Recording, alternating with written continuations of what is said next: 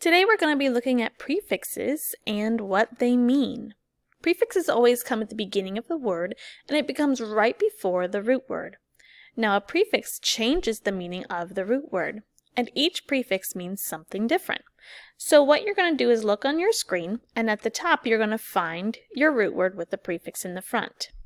Underneath you're going to see what the prefix means and then you're going to type in your own words what that word will mean then. So let's look at the first one together. The first one is unhappy.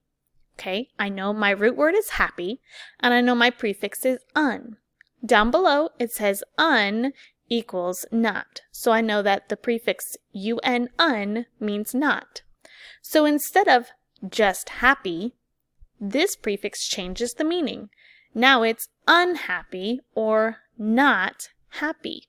So down below in this red box it says type what this word means. You're going to double click this question mark and then using your own words you're going to tell me what unhappy means. And that one's pretty simple. I'm going to put not happy. And that's all you have to do. You just have to explain what the prefix does to the word and what the new word means.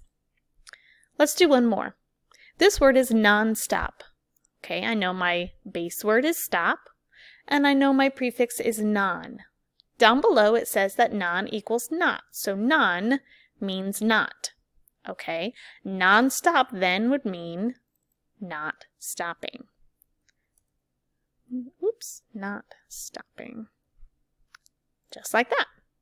There are more for you to try on the left. When you get to the last one, which is submarine, that's the trickiest one. Really think about that one. When you get done with that one, you can turn it into Google Classroom for your teacher.